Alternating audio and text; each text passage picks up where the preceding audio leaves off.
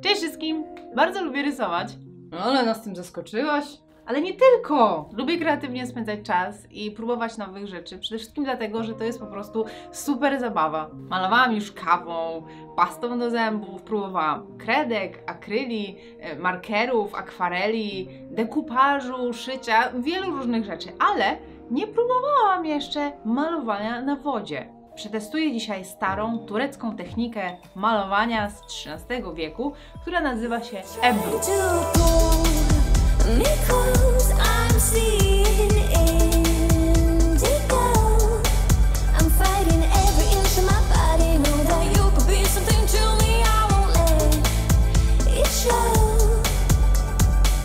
Jestem z Martą Puchłowską w Warszawie, w jej pracowni. Cześć, witam. Tak, i będzie mi pomagała ogarnąć to wszystko. Jakbyś mogła mi powiedzieć w ogóle Co i jak to się, z czym to się je? Ta sztuka malarstwa na wodzie nazywa się ebru. Jest to sztuka pochodząca z Turcji. To jest sztuka, gdzie wszystko musimy samemu przygotować z naturalnych składników. To znaczy, zaczynając od początku, najpierw przygotowujemy sobie płyn, na którym się maluje. Nie jest to woda czysta, jest to płyn zrobiony z alg morskich, dzięki czemu właśnie tak jak widać... Taki glutek. Tak, jest to taki glutek, trochę taki kisiel. Ale śmiesznie. Pędzle. Są to pędzle... Jak miotełki. Tak, jak miotełki. Zrobione z włosia końskiego i z łodyg róży.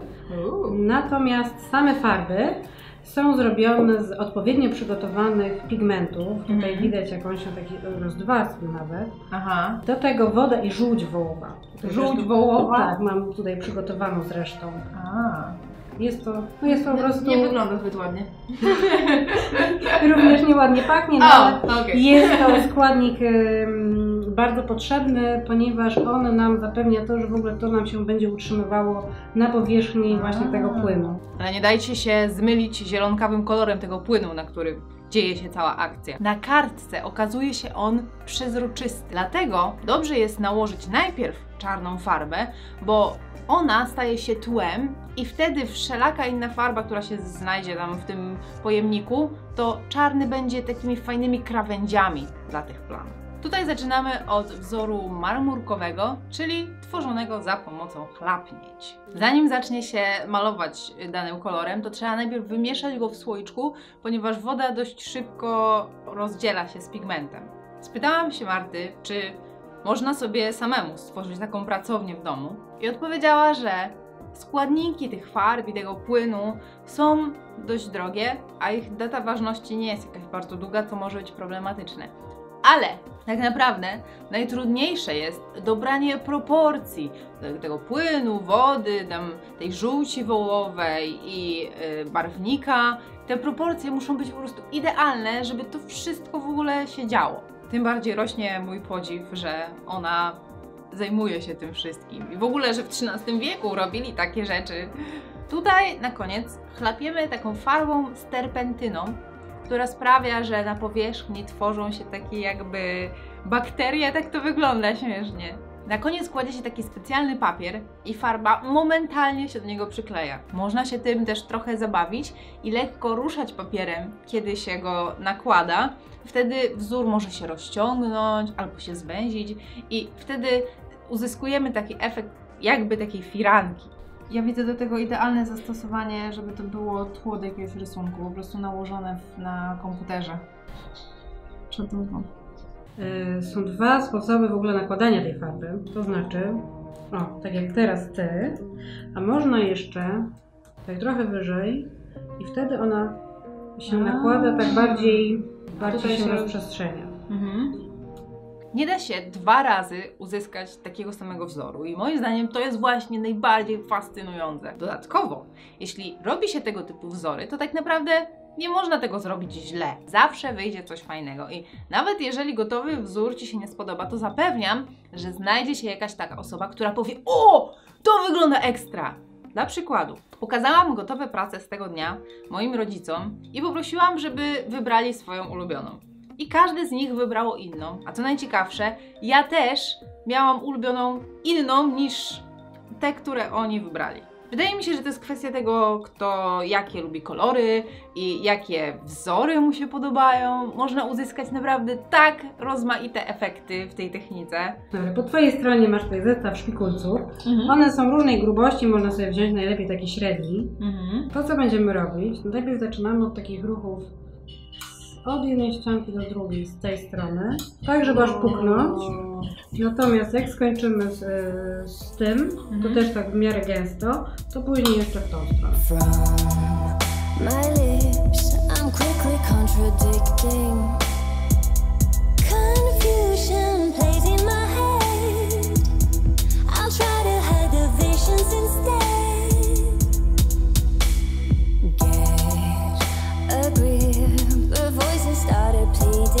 To co będziemy robić, to tortury. Będziesz mnie nadziewać na to. Nie, raczej będziemy czesać wodę. Okej.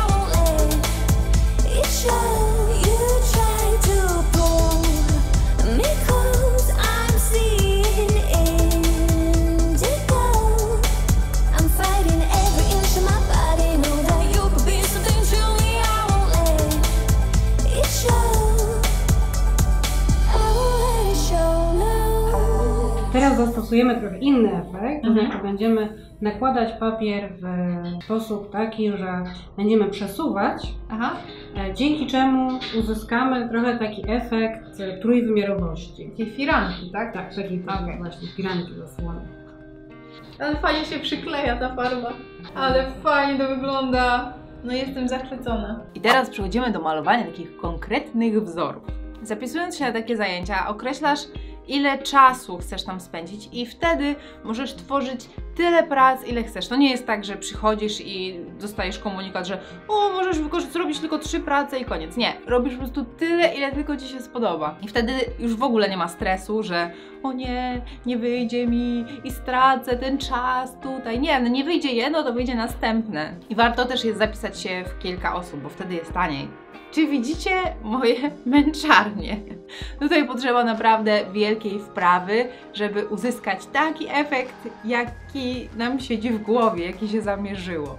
Mnie wydawało się oczywiste, co trzeba zrobić, ale po chwili okazywało się, że to wcale ta kropla farby wcale nie zachowuje się tak, jakbym chciała. Na całe szczęście nie demotywowałam się tym, bo zawsze mam w pamięci, że nie musi być idealnie, żeby było przyjemnie, żeby było fajnie. Ja nie spodziewałam się nawet, że będę w tym wymiatać. Dzięki temu czerpałam radość z tych prób. To jest chyba najgorsze, co można sobie zrobić. Takie budowanie niezwykle wysokich oczekiwań, że to wszystko musi być perfekcyjnie. A to właśnie zabija całą zabawę z nowego, fajnego doświadczenia. Polecam Wam chociaż raz spróbować czegoś takiego, bo dla mnie to była naprawdę genialna zabawa. No i najfajniejsze jest to, że można to w bardzo fajny sposób wykorzystać. Tutaj Marta mi pokazała, że z takiego papieru zrobiono origami i metodą dekupażu szkatułkę z pięknym wzorem. Czyli generalnie wszystko, co można z papierem zrobić, to... Tak, jak najbardziej można sobie tak samo taki papier właśnie wykorzystać. Do książek jeszcze... Tak, wklejki do książek, można też na przykład własne notesy robić, w ten sposób okładki do notesów. Koniecznie musicie przyjść do niej do pracowni i samemu sobie wypróbować. Linki macie w opisie i też jest link do Twojego Instagrama, tak? Tak, do mojego Instagrama. Swoje prace. Okej. Zobaczyliśmy marmurkowanie, malowanie kwiatów, czesanie grzebieniem i robienie plam z farby z terpentyną.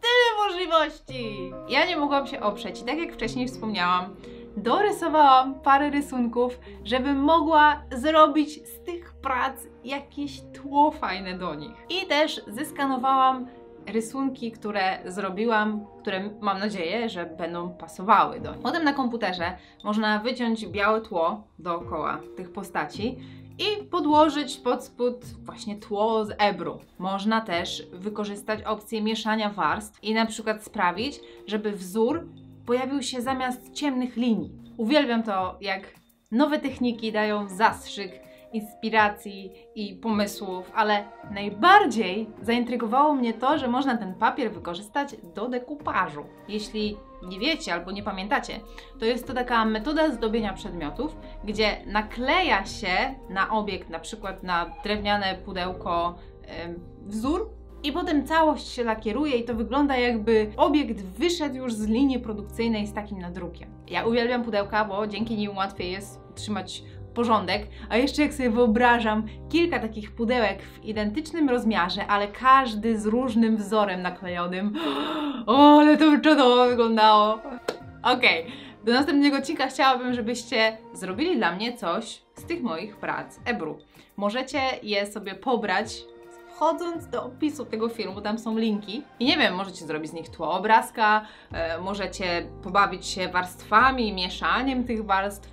Im bardziej kreatywny pomysł, tym lepiej. Jeśli będziecie gdzieś te prace publikować, to tylko wspomnijcie, że ten wzór jest mój, olsikowej, ale tak to pamiętajcie, wysyłając swoje prace na olsikowa@gmail.com, nie zapomnijcie się podpisać, bo bez tego podpisu ja nie mogę wstawić waszych prac do odcinka. Jeśli zainteresowała was technika Ebru i chcielibyście ją sobie wypróbować, to link macie w opisie. A ja się żegnam, widzimy się za tydzień w czwartek o 17:45. Trzymajcie się i pa pa pa pa!